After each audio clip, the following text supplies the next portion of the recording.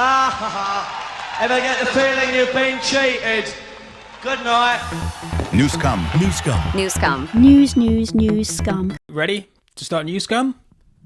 Let's do it. Newscum. Newscum. Newscum. Newscum. Anything else?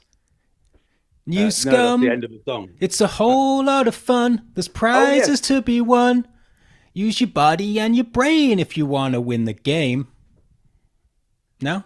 Nothing? Was that program with custard and gunk and shit? Yes, well, one of many of that time. That was the gunk and custard times of the mid-90s. Fucking hell, gunge was really in all the rage for a while. Yeah, no one gets scunged anymore. No. I wonder why. Do you? It's funny to bring back gunge. There's no... Well, now people eat bugs on exotic islands. Yeah. But I think is it because they were is it gunging or gunking? Or are they both synonyms? Was it because it was kids? Was that why? They're like, don't want to do that anymore. Actually, we'll get adults to eat bugs, but let's stop gunking kids. I think it probably just went on, didn't it? It was. There was all the gunge tanks when I was. When I was a lad. And that went for a very long time. I just thought that's what was supposed to happen. Well, that's what happens when you're a kid, It's just isn't a it? trend. Yeah, you're sort of born into these trends, and you think, well, this is life. This is reality. Children get gunked. Some children win prizes, like a Sega Dreamcast. They'll always be great. Days, not that bloody Sega Dreamcast again. But like we all accept that it is that if you want to do something good in the world for charity, you obviously get in a bath of baked beans. But in 100 years' time, when people look back on that, they'll be like, "Wow, there's a baked bean famine now. We've only got SpaghettiOs." Fucking insensitive early 21st century bastards. Yeah, the crop was wiped out. It's like Interstellar. The baked beans have gone. We're down to the SpaghettiOs. We've got to get out of this galaxy quick. So why are you wearing a suit, Matt? Do you want to inform the audience? I just told you. I literally told you, even as we were recording. That's going to be cut. I'm in a local pantomime cameo. And I'm playing an oldie-fashioned medium mogul, and I've got my cigar here, which I haven't opened yet. Yeah, but which pantomime is it? Cinderella. So, who's the medium mogul in Cinderella? Well, look, it's not a traditional... The way that they've done it is it's all set in Celebreton, which is like a sort of celebrity world where everyone's obsessed with clicks and likes. And so the Ugly Sisters are not called the Ugly Sisters. They're just like some just horrible people who just do anything for popularity on the internet. The uninstagrammables. And Cinderella is the only one with talent, but she's hidden. And so the whole thing... So is she off social media? Is that the whole thing? She's off... Well, technically she's on social media, but only as the Masked Singer. But the king in Celebreton, who is obviously Elvis Presley, wants to marry off his son to someone who's genuinely cool. And that's as much as I can probably say for this local extravaganza. Yeah, please don't spoil this Cinderella. So, I'm the director of the whole goddamn show. Is this for kids or is it for adults? It's for adults. Kids would be bored. This is not for kids to watch. I don't know. I mean, I think we've had several years of like the local pantomime just excludes kids, just so that no one takes little Jimmy along and someone says the F word or whatever. Yeah. So yeah, Celebreton is where it's all set, and this character is the guy who's kind of running all of the companies in Celebreton. So he's obviously interested in clicks and likes as well, as we are too. In fact, while I'm at it, why don't you click and like or whatever the yes, and leave a comment. Said subscriber only. Leave a comment right now at the beginning. Leave a comment before it's begun. Leave a comment right now, and then leave another comment at the end. Yeah, to say how it went. Yeah, like, hi, I'm just coming into the video now. I wonder what these guys are going to talk about. I'm really excited to be a part of this. And then at the end, you can be like, God, that was a complete waste of time. Jesus Christ. Yeah, well, we don't want them to be repeating themselves from previous weeks. I'll give them one more week. Oh, got it. I'll give them. I've hated every episode of it to now, but I'll give them one more week to turn it around. It's like this Labour government. We're going to turn it around, Matt. Well, I like Labour now because Keir Starmer doesn't get into any scandals. Doesn't he? The country rubbing along nicely. Why doesn't he? He's better than Reform. Is he? Why? I'm not going to vote your party anymore. Well, here's my question to you. Zach Polanski is a gap-toothed tit wizard. Well, first good point you made. But here's my point to you. Here's my argument that I pose. What do you make of this? Actually, it's a question. I just realised. Do you think Labour would prefer the Green Party to win the next election or Reform? For the Labour Party as a whole, the whole Labour Well, Party. by the Labour Party, I mean Keir Starmer, obviously. Because he is the Labour Party. In many ways, he's always represented the Labour Party. I saw Keir Starmer you could say he's a synecdoche of the Labour Party. Oh, yeah, that word again. That's a good one. He said that Zach Polanski is, quote, bonkers, he said last weekend in an interview with The Times, I think. Which I read. Never called Nigel Farage bonkers, has he? No. I think it's because... did he actually say bonkers? That sounds very unlike Starmer to use that kind of language. He obviously focus grouped the word bonkers. I think he's bonkers. Can I say nuts? No. Can I say bonkers? I've got 5 words I'd like to say about... Can I say he's random? Because he's totally random. Zach Polanski's so random. That was 6'7". 6'7"? Yes, he did do 6'7". Was that me and you talking about that? It was me and my... No, I never spoke to you about it. I just read it. I just read about this trend. Your kids probably are the right age for it. I'm just trying to read about what's happening. Well, when Keir Starmer went into a school, didn't he, about a week ago? And did they all say 6'7" to him? Didn't you see it? It was so No, funny. I didn't see it. Oh man, his brain. I did feel sorry for him because it reminded me of just being whenever I've done poor quality fucking education, and you know when you're really out of your depth. So he's trying genuinely to be friendly and fun with the kids, but of course the kids, just whoever they are, kids always will undermine whatever you're doing. They see a guy in a suit, they're like, "Oh, yeah, 6'7", sir, 6'7", and he's like, "Oh, 6", and the teacher's like, "Oh God, this is going to take weeks to unpick this." So she sort of says very politely as they're walking out the classroom, she's like, "Well, we don't really let them do that because it's deliberately undermined." And he's like, "Oh God, I'm so sorry." I really felt for him. Yeah, I don't know why people think that kids don't like being sucked up to. They don't respect it at all. I mean, I have no idea. You know, I have kids. If I see them on the street, I run away. I stay away from these guys. But like, my understanding is that you don't like to be cool to a kid. You don't like try and get in with their kind of whatever. They immediately see that as weakness. So what do you think is cool? I'll agree with you. I'll defer to you know what I mean. Like that's just not the right thing to do. Surely. Funnily enough, I saw an article last night which was about new research suggesting that you shouldn't.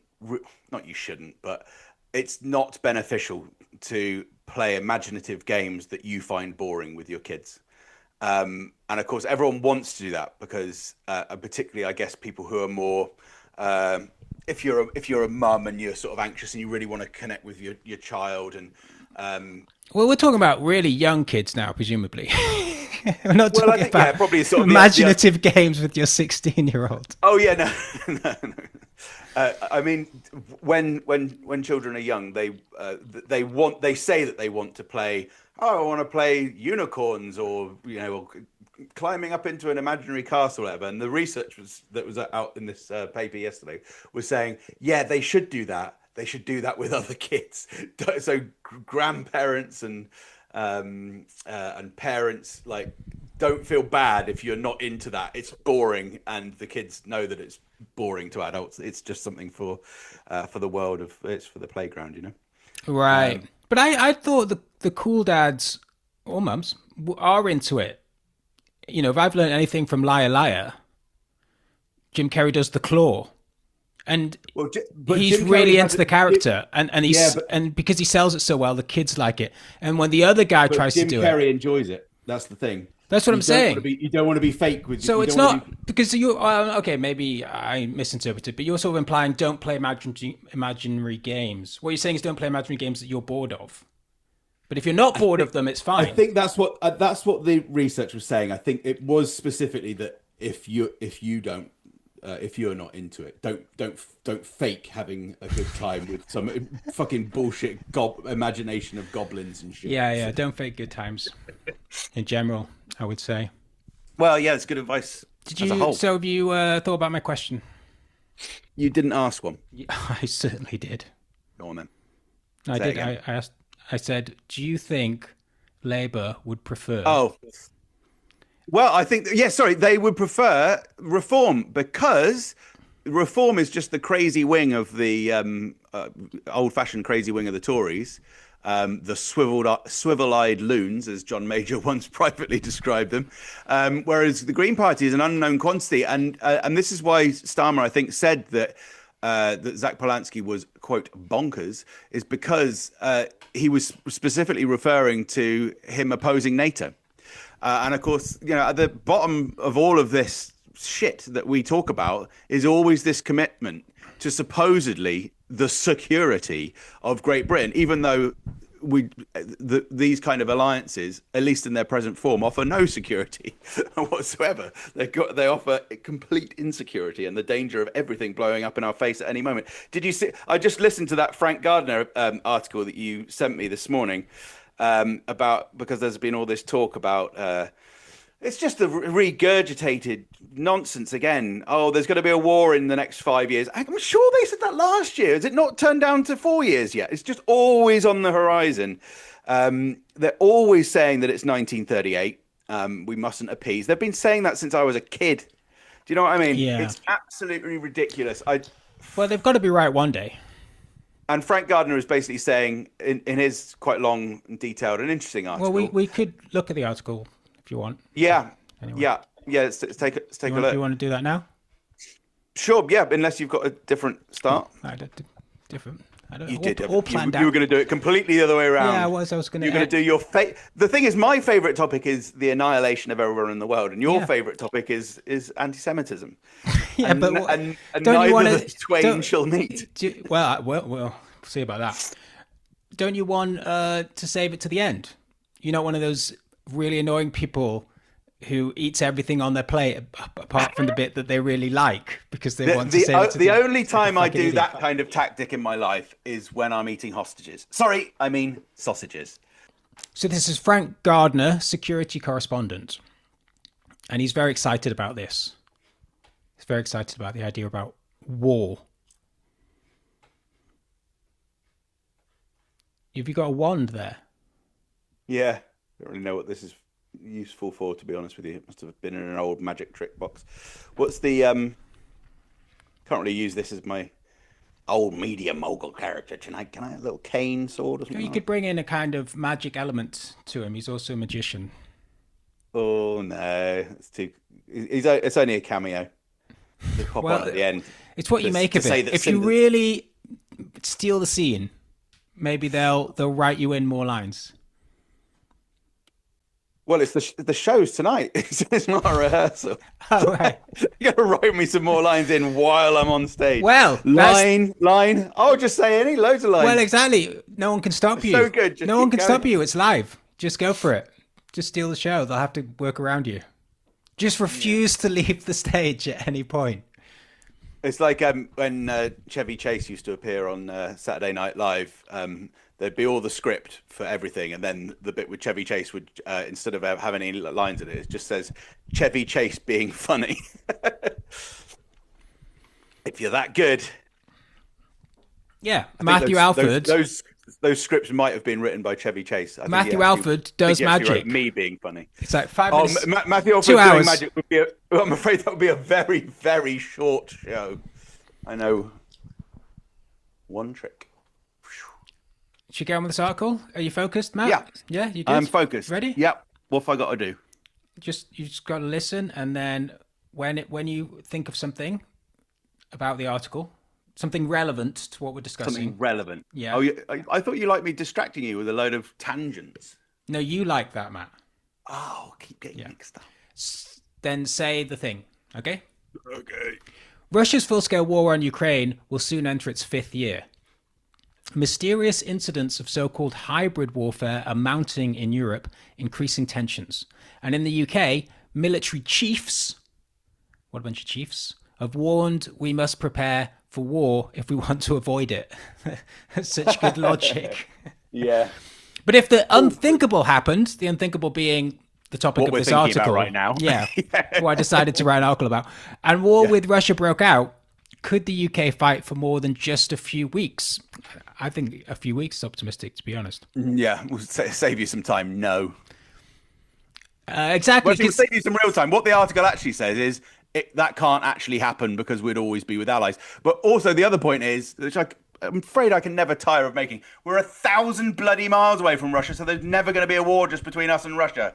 So it is a stupid hypothetical scenario. And he says that in the article. Every time he does. Every time he makes a point, he immediately undermines his own point by saying, but obviously this is preposterous. Why would anybody even bother to write about this? Yeah. Why this article is preposterous.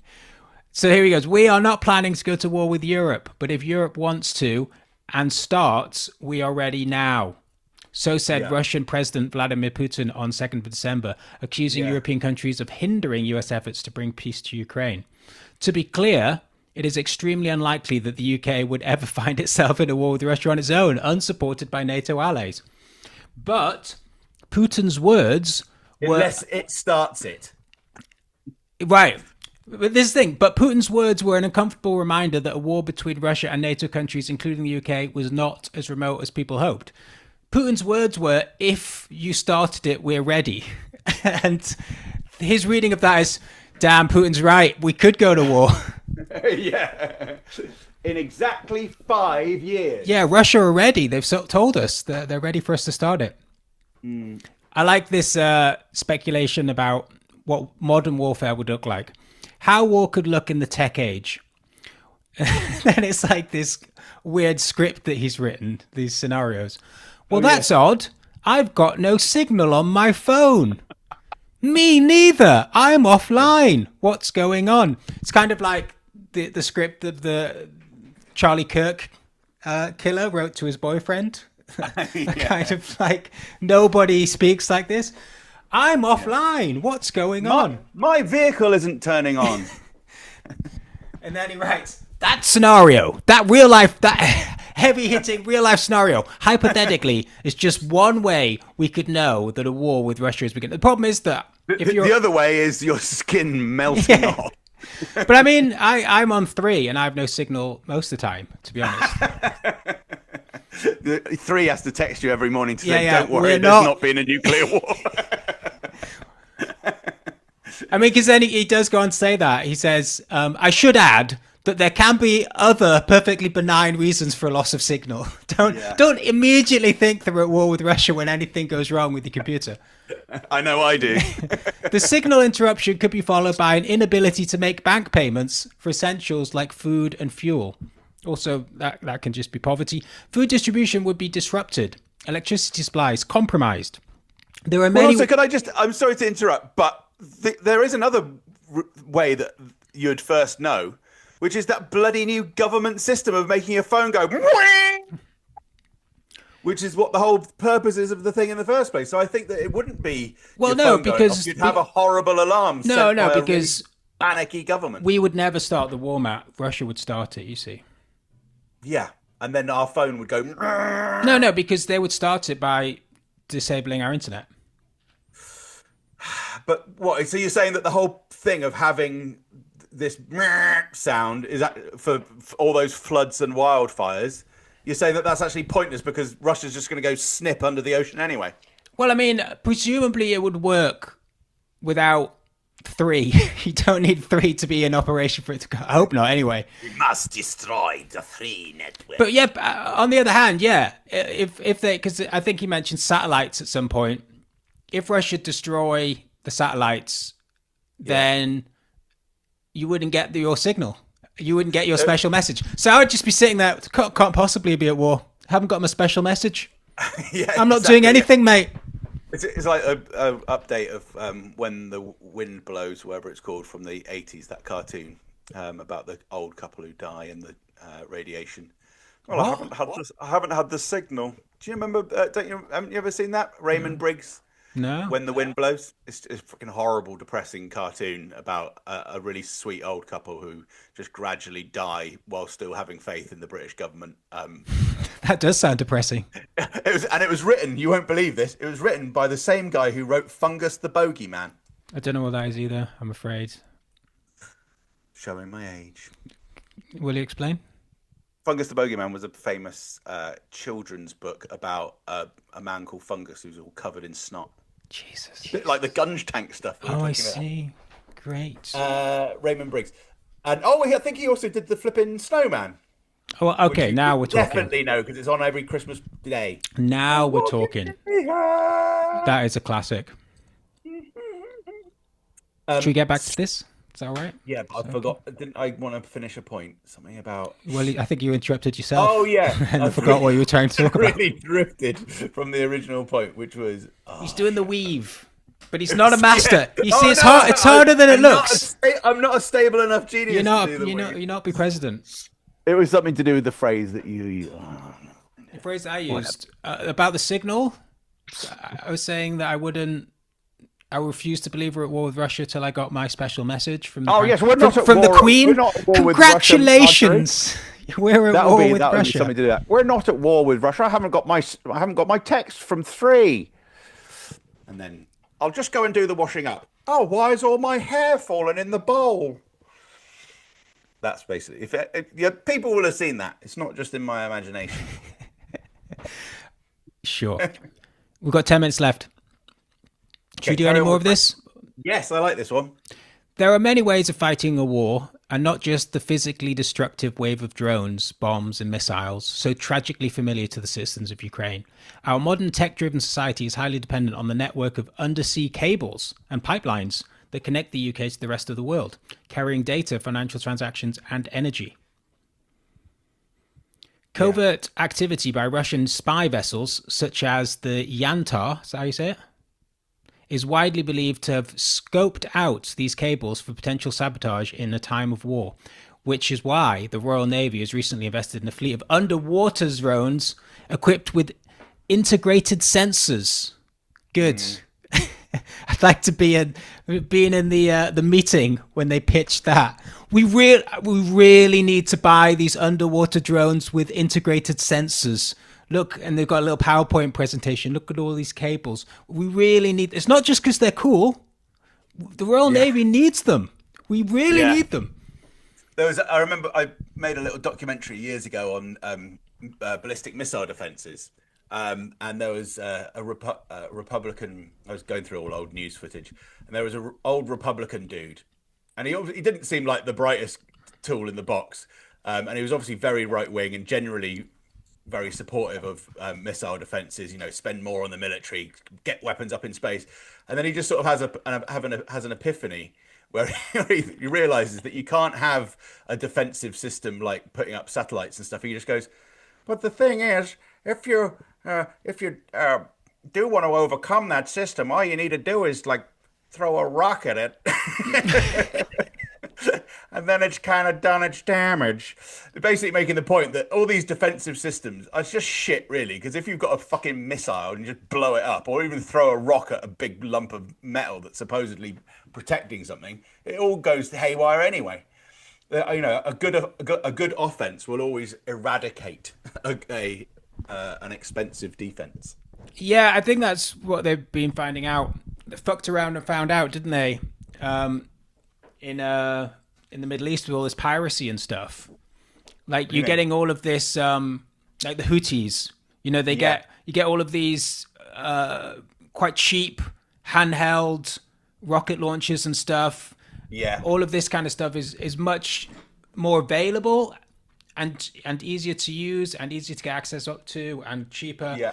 And the way to defend against it becomes much more elaborate, much more expensive, and ultimately useless in the face of this kind of stuff. I think so. I mean, even look at what Russia did with their own pipeline, the Nord Stream pipeline. I mean, the Americans or whoever it was, but it's presumably Americans, Ukrainians, and or some Scandinavians, possibly with British orders, but it's all over the shop, isn't it? But, you know, they destroyed the Nord Stream pipeline. What did it take? Probably 6 blokes in a flipping dinghy. No one's going to be able to get through that. They are always going to get through. The defenses raised by a nation. Yeah, but they're not going to be pretty ineffective. As happened with 9/11 and happens with all sorts of things. That wasn't even defended though, because it was our pipeline. Yeah, that's true. It was beneficial to everybody. Yeah, I guess my point, broadly speaking, is it's pretty easy to smash stuff up, and no one can really ever do anything about it. That's why missile defenses are just partly why they're just not a good idea, complete waste of money, boondongle. But well, the thing is, what it does is the way you have to build a basic level of trust and deterrence. Well, the deterrent, I guess, is obviously a political thing, but there's money to be made in it. But then what it happens is that it's then factored into the attack, isn't it? So Iran understand that Israel have these defenses, so they fire a number of rockets, which will allow the defenses to work to some degree. And then, you know, if they didn't have, it's not the case that if Israel didn't have any defenses, Iran would have sent the same amount of rockets and completely obliterated Israel. Yeah. And that's why it's so disheartening to see comments and just, you know, people in general being like, well, Iran didn't do very well, did they, at firing? It's like, no, you don't understand. The whole thing's calibrated. They've not, it's not that they can't do it. It's just that they're not doing it for strategic reasons. But there's so much ignorance around all that kind of thing. In a war, these hidden, unseen actions combined with an almost inevitable attempt to blind Western satellites in space would seriously hamper the UK's ability to fight. Yeah, just throw a rock up or something. As well as potentially wreaking havoc on civil society. I love how, there were real problems in this country. And there are real problems internationally to do with what's actually happening right now in places like Ukraine. And this guy is just writing this article for weeks, just fantasizing about Russia blowing up satellites and what that would mean to the British public. It's just fucking insane. At a recent conference in London entitled Fighting the Long War, organised by the Royal United Service Institute, RUSI. It's a poor acronym, isn't it? Didn't think that one through. Organisation, Chinese. A Whitehall think tank, military and political figures came together to discuss whether the UK's current armed forces would be in a position to sustain a protracted conflict before they ran out of everything, from troops to ammunition to giving a shit about what's going on to spare parts. There remains, and this is to quote somebody at this meeting, there remains little evidence that the UK has a plan to fight a war lasting more than a few weeks, argues Russi's Hamish Mundell. Medical capacity is limited. Yeah, NHS. Reserve regeneration pipelines are slow. What's that? Are we talking about humans here? Reserve regeneration pipelines. They're not yet calling us regeneration pipelines. Is that what we're referred to now? We moved from a nation of shopkeepers under Napoleon. There are 70 million regenerative pipelines. It's like, these regeneration pipelines are slow, aren't they? Are you calling me slow? Am I a regeneration pipeline? The British plan for mass casualty outcomes appears to be based on not taking casualties. Yeah, good idea. There's a flaw in it. With classic British understatement, he says, classic British understatement. He wins the crowd over. This could be considered an optimistic planning assumption. Yeah. He adds that to fight a long war, you need proper backup. You need proper regeneration pipelines. It demands a second and even third echelon, personnel, platforms, and logistic chains that can absorb losses and continue the fight. Yet this depth is notably absent from current British force design. It's just talking about people, right? It's all just wanking about to say we need more young men to come and die for us. Is that what they're saying? I think so. Russia's low-quality army. There's a shortfall in ammunition, artillery, vehicles, air defense, and people, with limited to no ability to regenerate units or casualty. Regenerate units? What's happened today? Well, we need to regenerate 20 units. So people have died? Well, you could put it that way. I like to think about it. We just need... if it's an opportunity to regenerate. Say that at a funeral. Yeah. He died so that we could regenerate. In many ways, it was a good thing. Justin Crump, CEO of Siblin, is that right? Siblin? A private intelligence company. Private intelligence company. What's that? Like a private MI5? Well, it's like Bellingcat, isn't it? Oh, Bellingcat. Those kind of organisations that are basically... so they basically are... open source gathering, but probably they get loads of help from the real... Yeah, well, where did they get the information from? They must get it from... presumably, like, people like Bellingcat are getting fed information from MI6. But not presumably, that is what's happening, right? Because otherwise... I think there's an official and a broadly... Well, otherwise, how are they doing it? What, they are sending out sort of private spies? Well, the idea is that you can collect your own data or anything these days, can't you? No, but they're not collecting data. They're always talking about leaks and like specific pieces of information. It's not mass data gathering, is it? The Bellingcat. And we're back. And if there is what they keep warning, and literally yesterday were warning as the... Do you want to explain why there was a sudden break? Wow, you've got a hat with Newscum written on it. You didn't That's even, immense. I thought you were just playing it cool. You didn't actually notice. No, it wasn't very cool. No, I made it. You made it. It's not just... Is it just stuck on like a bit of paper, or is it actually like... It's made out of paper. All right, you didn't go to the trouble of getting something properly woven into the cotton. No, it would look pretty bad. It looks pretty fucking awesome for a piece of paper stuck on a... Oh shit! Hat. Broke it a bit more. Take off the lid. Cool from the side. Just take off the lid and make it. It was that it was just hanging on, and when I knocked it with the earphone just then, that was the final break. So well, unfortunate. It was worth it while it lasted. It lasted all this time. Anyway, if you want... Sorry, what was your question? I said this prize is to be won. You can win this hat. All you have to do is send an envelope. A super chat.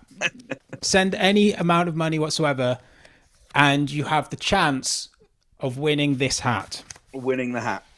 And I might send an envelope and a stamp. Send it to one of the people that gives money. I might throw it in the bin, but I might not. So, and you definitely won't have a chance of getting it unless you send us money. I don't think the way of asking. No one's going to send any money. Say, you won't get it if you don't send us money. I don't think you should say that. I mean, Bob Geldof famously did that in the 80s. Say again, but sorry. That was quite a justifiable cause, and he was angry. I'm a justifiable cause. What was your criticism of me there, Matt? Of you or of the Frank Gardner article on me? Of you? About what did you say? I didn't have the old headphones on. Well, you should have done. I was saying that that's not a very good way of asking for money. Bob Geldof got away with it in the 80s. What, was he giving away free hats? Well, no, but it was more that you said. I can't remember what you said. You'd have to roll back the tape. I said something like, "If you have to give us money to win the game, to win the hat." I mean, but that's not a very elegant way. It's a competition, though. Asking for oh yeah. You mean they have to? They have to. Any donations that could buy me a coffee. No, yeah, it should be if you'd like to win. If you'd like to win this hat. If you'd like to win this hat, you have to send us money. Yeah, I see what you're saying. The thing is that nobody's going to send it. I'm not going. The hat's going in the bin. I think anybody who, if you're a real fan of the show, then you understand that immediately. Right. So, flipping, they keep saying we need to have a war on the scale of World War II. Like at the end of World War II, I don't think Frank Gardner said that at any point. Frank Gardner didn't, but the officials are saying we need to prepare for a war within the next 5 years that is as big as World War II. This is so, like, if that happens, our whole, like, World War II was really, really bad. At the end of World War II, this is a good Can you back that up indication. with anything, Matt? Just throwing out these statements. Well, just tinker around with the interest rates in the budget and with the two-child benefit cap. No, that's the end of that. The end in 1945, they wanted to give medals, fucking bronze medals, to service personnel, and they didn't have enough bronze. Yeah, I Like, think Winston everybody's Churchill aware. and the Queen could not give medals because there was no Everybody's aware metal of in our World War country. II. What's your point? Because it's ridiculous that they keep saying, "Oh, we should have another World War II. That would be good." But No, who's saying that? They literally, the military chiefs were saying it yesterday. That was the. They were saying we should have. We need to prepare. We need to prepare for a war of the scale. Well, as Frank Gardner said, in order to not go to war, you have to prepare for it. Yeah, well, that's an old Clausewitzian thing, isn't it? War theory and all that. But and all Sun Tzu and all those people all say a similar thing. You do have to prepare for it, but there comes a point where because if you don't, you're going to do it. If you don't prepare for it, then there won't be a war. You'll just get invaded. It's different. Yeah, but also, as Frank says, we're not going to get invaded because we're. Well, what would be? He doesn't point out. What would be the problem with being invaded by Russia? Walk me through that. Because it would be. Because I could not conceive of it, because it's so ridiculous. That's but say if this, how would they get here? What, they going to send over 1 million helicopters? No. Don't worry about that. Don't worry about that. What would be different to your life if Putin ran the UK? Probably the 3 network would work. It might be better. Yeah. Ideologically, politically, what is the difference?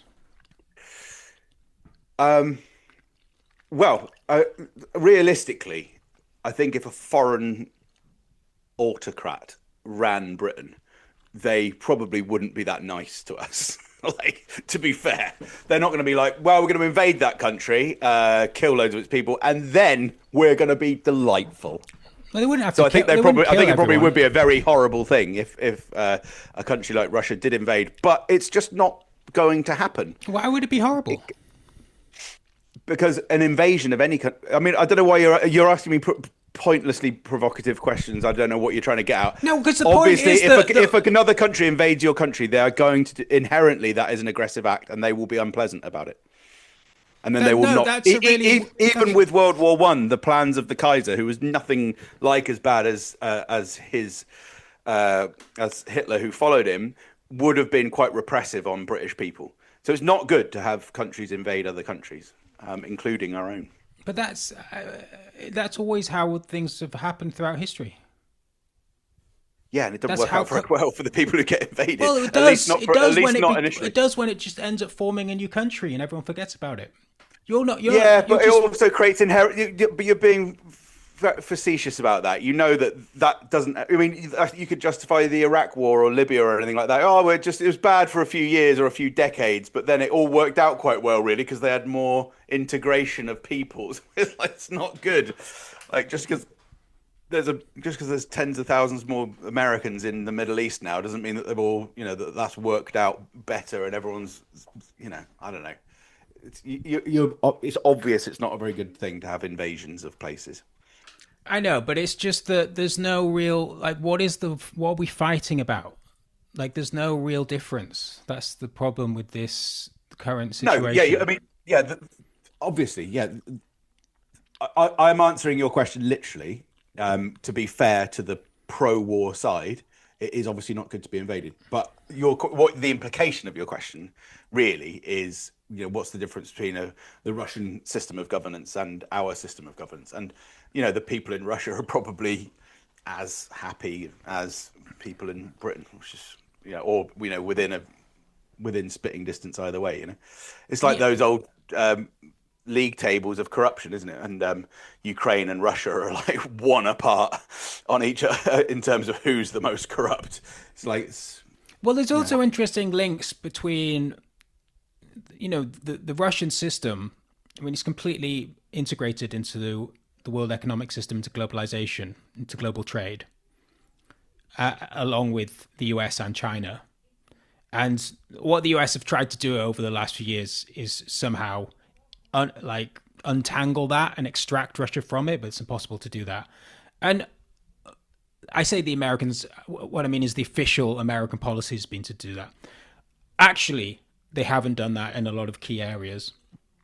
Yeah, and even Europe is still getting in a hell of a lot of Russian oil. I think it's only decreased by something like half. I guess that's all sort of dubious. And this is the thing. And on the ground, you've got Ukrainians dying, and you've got Russians also going to fight, and some of them dying, and you've got people screaming their heads off about it in the UK. But really, it's an internal conflict. It's not. I think he says at the beginning of this article, full-scale war. It's not a full-scale war. It would be over very quickly if Russia went to full-scale war with Ukraine, but they're not doing that. It's a kind of. I mean, it's a little bit more. I think that I don't know if there is the terminology to describe it. It's not a civil war, but it's within a kind of globalized empire. It's within the same system. In the past, you used to have separate empires with separate distribution chains, they were completely separate systems that would fight each other. But Russia is integrated within the system, the same suppliers, same, food distribution, raw materials. They're going towards Ukrainian weapons and Russian weapons. And it's the same people that are making money off both sides. It's a much more integrated thing than like Russia versus Europe. And I think that... And in many ways, there are people that are making money from it, and they don't want the war to end on either side. Yeah, well, I agree with that. I guess I'd just qualify it by saying that that kind of argument has been around since the First World War as well, and indeed you could at least say that Russia, the Cold War, there was a difference. And you could arguably say that Hitler was slightly out of step with Europe, although there were a lot of people in Europe that did sympathise with Hitler, to be fair, including in the UK, including within the UK government. And there's arguments that could have gone either way, and we could have joined up with Hitler. I don't know, though, because I think it's all part of one system in a way, but I'm not sure if I do agree, really, because, we're all sort of fighting within one system. All the people who profit from it are going to be the same people. But I'd say that's been the same for 100+ years. But also B, I'd say... Just because you're really obsessed with that's not new. It's not appreciated now. So whether it's 100 years old, that kind of adds to my argument. The fact that it's still not really part of the conversation. Okay, but also... If we are talking about each individual country having a right to its own sovereignty, Ukraine has been invaded, and it is a sovereign country. Yes, but Ukraine. You could argue that Ukraine wanted to have a peace deal immediately, and they didn't have a right to their own self-determination of that peace deal because of Boris Johnson and NATO deciding for them. And that's equally the same argument. It's just like the UK doesn't have its own foreign policy; it's dictated. The policy is dictated by the US.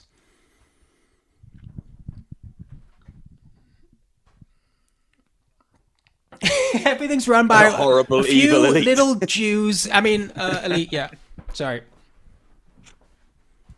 A few Jews in Israel sorting out, and it's good. Just let them get on with it. But Israel has been, if anything, a bit of a peacemaker in Ukraine. Israel's always a peacemaker. That's Israel's whole thing. This is just ruining your argument. This is misunderstood. Your favourite topic. Misunderstood. They were the ones who their president was there at the 2022 negotiations and reported back about what Boris Johnson had done to Did he? I didn't know that. Provoke the conflict. Trying to remember which president it was now. I mean, statistically, it's Netanyahu. No. Well, it's one of his few years out of power. No, 2022, the prime minister, I think, and Naftali Bennett, is it? Was there as a kind of part of the diplomatic sort of hubbub. Part of the diplomatic solution, not the diplomatic problem. Anyway. So yeah, World War II was really bad, and people need to recognise that because you don't want to be following these lunatics. What do you mean? See, your point is more annoying than mine. But I don't know quite why we're not. What?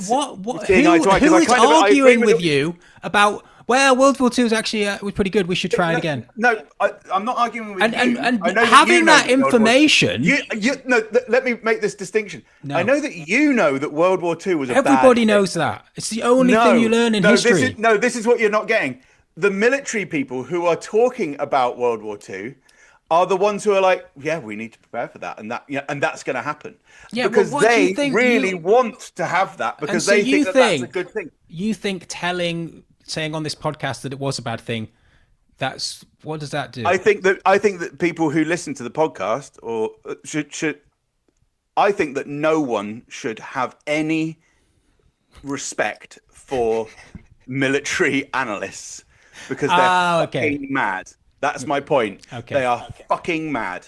And people like Frank Gardner are just one step to the side of that because they're sort of feeding off that lunacy. That's my point. And also the other, and I know it's obvious, maybe I'm talking past you, but with World War II, we couldn't even have a World War II now. We couldn't go into Moscow. You can't even have World War II now, mate, bloody Muslims. All I want is World War II.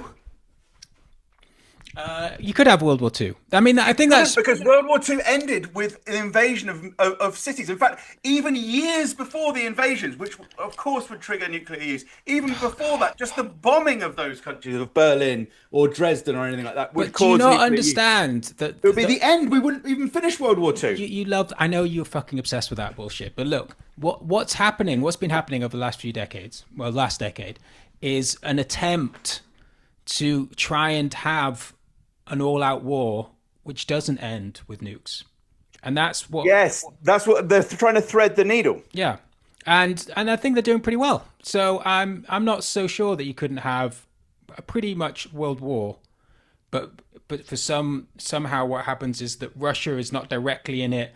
None of the nuclear states are directly in it, except that. But you have NATO soldiers. Like, I think you could have NATO in Ukraine. And obviously Russian soldiers are in Ukraine, but there's no attack on Russian, like on the Russian state, and there's no attack on NATO states. So we're asking you: do you think that we could have a third world war or a World War II without nuclear use? Please give us a call. Yeah, or do you think that maybe it is inevitable that we would have to have nuclear use? World War II too. Should we have a sequel to World War II, which instead of being called World War III is called World War II because we preferred World War II? Yeah, World War II too. It's like when Harry Potter ends, you always have to have two parts for the last one because it's the bigger one. Yes. Mockingbird Part 2. World War II Part 2. Yes. Yeah. We don't want a sequel to World War One. World War One, 2. No, we want a prequel. It would be like the end of the Hunger Games. We want a prequel. Like too long. Prequel to World War One. Or we want like loads of wars about the time in between. We want in between. We want the prequels one about and the new one. A prequel to World War II where Everyone's you have obsessed. to go and kill Hitler as a baby, but the twist is that it doesn't only change babies anything. can do it. You go and kill Hitler as a baby, then you travel back to now, and it's exactly the same. Everything's exactly the same, and it turns out that Hitler wasn't actually that important. There was actually other things that were happening that made this world like that. It wasn't just one man. It wasn't just one man being rejected from a painting school that started the world on this course. Yeah, that's the thing. This is the thing. Why would you go and kill Hitler? Why not just go and allow him to go to painting school? I mean, if that is your logic, yeah. Why would you punish a man for something he's not yet done? But because then you'd end up with like Hitler would run all of Europe, but no, he'd be a painter. He would run all of Europe, and there'd be also he'd do amazing paintings as well, and everyone would be like, "Fucking hell, this is an absolute shit show." But at least the paintings are good. Look, as you fucking should know, Matt, the only reason you get involved and interested in politics is because you're a failure and you've got nothing else going in your life. I mean, that's what this podcast is about. It's the basis of this whole thing. And that's what Hitler was about. If Hitler had become a successful painter, he would have just had a great life, on the bohemian art scene. Yeah. And then when he's dying, he's just like, I did have this one idea once. I never shared it with anyone. But since I'm about to go, I don't want this idea to die with me. I like it how he's still got an evil voice when he's I did have this one evil idea, but I've done so well. No, it's not evil. He doesn't think it's evil, does he? No. I've got this one practical solution to the problems. I'm going to call it the practical solution. Okay, should we get back to the main question? What was happening with Frank? Did you want to say anything more about Frank Gardner? No, I don't. Sorry, Frank. I want to talk about Labour Party. Oh, God, anti-Semitism in the Labour Party? No, I don't talk about that. Do they prefer to have reform rather than Green? Seems that they do. I think that they would prefer to have reform. They know that enemy. They're more comfortable with those kind of practices because it's basically part of the old neoliberal empire. And I think they probably know that they can win back against reform, whereas Green Party opens up that whole Pandora's box of like global warming and completely reconstituting the economy. Well, anyway, so they... what they called Labour. They're doing really badly in the polls, right? Yeah. Green are doing really well. Green are taking a lot of their votes. One thing I didn't mention last week when we talked about that, the rest is politics thing with... all I can think of now is Barry Gardner, the Labour MP. But I want to talk about Zach Polansky. I can never remember that guy's name for some reason. Zach Polansky mentions that he's probably going to run in London because the Greens are doing really well in London at the moment. And he doesn't directly name drop Stella Creasy at that point, but later he talks about seats that where they're really worried about the Green popularity. And Walthamstow, which is my seat, which is Stella Creasy's seat, he mentions that. So I could see him running, or I could see someone quite prominent in the Green Party running in Walthamstow. And I'd vote for Green. I'd vote for the Green Party to get rid of Stella Creasy, absolutely. If I saw that as an opportunity. Yeah, you could get involved. Campaign for the Greens? I mean, I think my campaigning days are over, Matt. To be honest with you. Now my hurling days are done. Is that Morrissey? Is that late? Yeah. Is that late Morrissey? Late Morrissey. Don't yeah, know. He did a couple of dodgy albums. Yeah, so Stella, and you can see sort of Stella Creasy's obviously realised this because she's come out really heavily against all this immigration stuff that the government's pushing, which is not like her at all. But I see. She's obviously seen the writings on the wall in places like Walthamstow. But anyway, the point is that Labour could, right now, with this massive majority they have, they could just take the Green Party's manifesto. They could just take the Green Party's policies and they could just run with it and see where it goes. Why don't they do that? Well, because they ideologically, fundamentally don't want to. Although I suppose there is also the obvious practical thing, which is that the Green Party would just say, well, you're stealing all of our policies. That's because we're the best. And that doesn't work either for the old Labours. Labour is stealing reforms policies instead. Yeah, we're not stealing your policies. We're stealing reform. Yeah, and that's my point. Why are they doing that rather than the other? I mean, the argument is that basically they do want reform. And in fact, Labour are becoming reform. Yeah. And because this is what's going to happen, right? Is in the next few years, transform. They're going to become Labour are going to change their name to Transform, and we need to talk about Autobots being anti-Semitic. I hadn't put much thought into it. That was a comment last time. I have to think on that more. Oh, no. I'm like the wise sage. Like people come to me, and they say, is the Funhouse with Pat Sharp, the late 90s show where people get gunged, is that anti-Semitic? And then I take it on. I will be back. I will come back to you in a week with a full report. That is a good name for a channel. Is it anti-Semitic? It's just you going through a million things. Just list. I should do that with this fucking failing channel. Maybe it should be called Newsgunge. Yeah, we gunge you every week. Newsgunge, colon, is it anti-Semitic? But that sounds like I'm talking about my own show. Each week. Sounds like you're talking about your own spunk. So, is my cum anti-Semitic?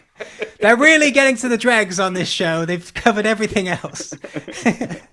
I sent my own cum to the laboratory to find out. So, what were we talking about? To the laboratory. Laboratory. Oh, the Laboratory. I think I'm such a fucking Euro trash. It was half American, half British pronunciation. Because what do Americans say? Laboratoire Garnier. Yeah, so Garnier. Anyway, so I think Labour could they could do all that stuff, but they don't. So the argument's going to be in a few years, you better vote Labour to keep reform out, right? But there'll be this huge thing that'll be a sea change in politics if reform get in, and it's going to be awful if reform get in. But really, there's no difference between a Labour Party that marginally beats reform or reform itself, because that's the nature of politics, right? It's not. But there's this whole obsession about party identity, and the fact is that the Labour is going to be dragged to the point of basically becoming reform in order to beat reform, or it loses and reform get in anyway. It doesn't matter either way. But this is how party politics is all structured, and this is how people think, and this is what motivates people to vote. And it's bullshit. Yeah. You know me, Matt. My motivations. This is what politics is really about: personal vendettas and petty vengeance. The revenge party makes a return. And it's about, but it's achievable goals. My goal is to get Stella Creasy out, and I will vote in accordance with that. And I don't care who wins I don't have any control. Like, for many, many years, it didn't matter who I voted for, Labour would win my constituency. Can't understand how people do not think about their own constituency when they vote. Because most people vote and it doesn't make any difference. And they don't realize that. So, I generally vote just for some nutter. Like last time I voted for this local artist because Labour was going to win by a landslide in my constituency anyway, so it didn't matter, right? Yeah. But this time could be different if the Green Party manages to keep going in the polls. So that'll be interesting. And then I'll get her out, and that'll be a small victory. It doesn't really matter what happens nationally. I can't do anything about that. And what happens if you see her on the street after that? I've never seen her on the street. You never see her around here, Matt. She's never in the. I mean, I never leave the house, so I don't know. She probably is. She's probably out all the time, helping people who've fallen out of bed. Her and Clive Myrie, hand in hand. Because the other thing to remember is that there was this big thing about getting Labour in because the Tories were so bad. Do you remember that, Matt? All that time ago, about a year ago, in fact? It's like, we've got to get Labour in. And now Labour would basically just Labour were just sort of copying the policies of the Tory Party. Now they're copying the policies of reform. I'm referring particularly to the... what was I going to mention? I had it written down, Matt. Now I've lost it. I had it. That's what I say every day when I've lost the TV remote. How are we doing? I had it. My kids are always like, it sounds like Darth Vader. She was alive. Is that your Darth Vader? I felt it. Well, I probably need a pint glass, don't you? I had it. Where's my phone? It was here. Oh, yes. Keir Starmer and hardline governments risk creating hierarchy of people by constraining human rights. Human rights officials say politicians are playing into the hands of the populist right as they seek to tackle migration. So I don't know if you heard about this, but they're looking at changing the, whatever it's called, the human rights It's not a charter.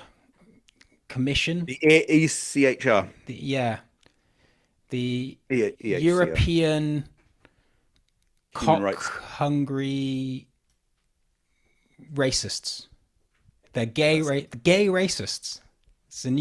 They're racist. They're also gay. Yeah, but Morrissey basically. Yes.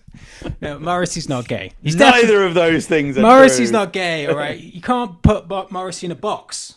You know, you can't do that. Apart from being a massive racist, that's the only box that he fits in nicely.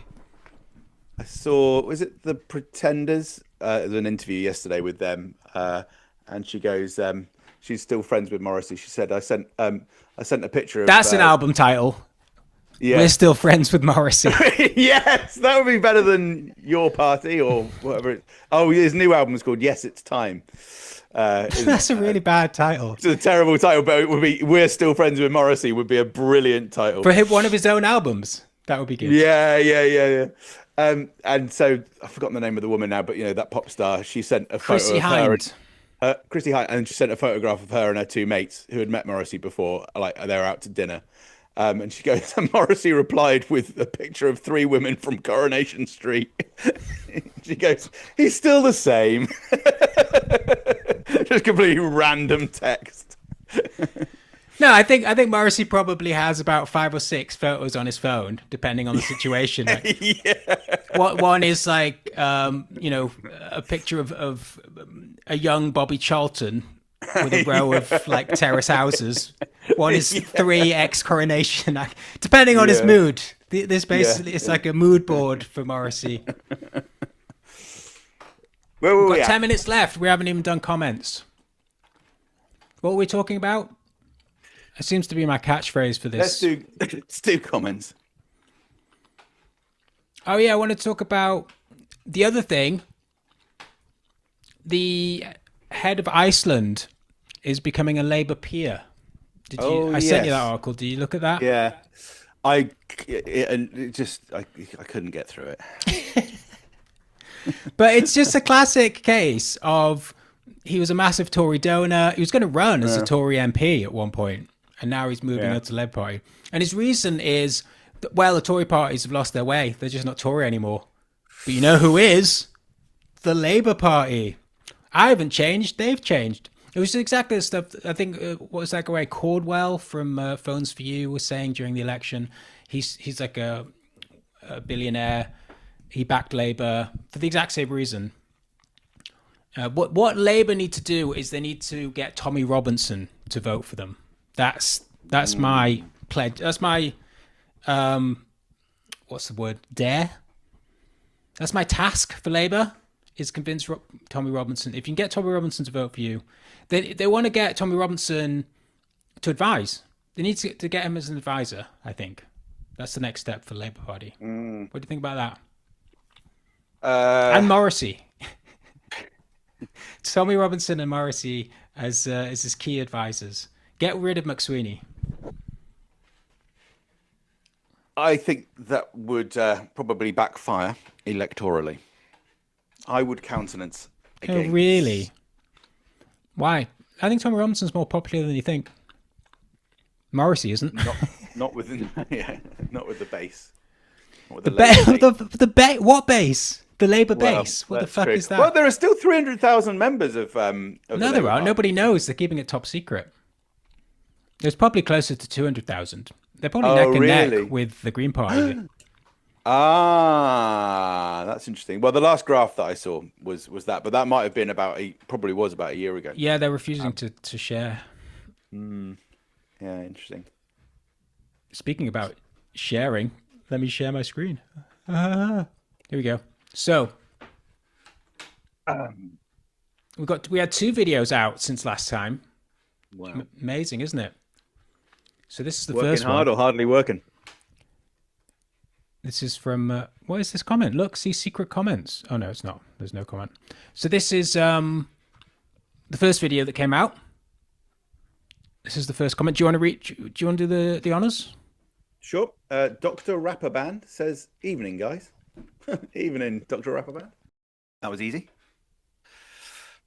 And then We Jock Poopong Plop says, the only thing I hate more than economics is economists.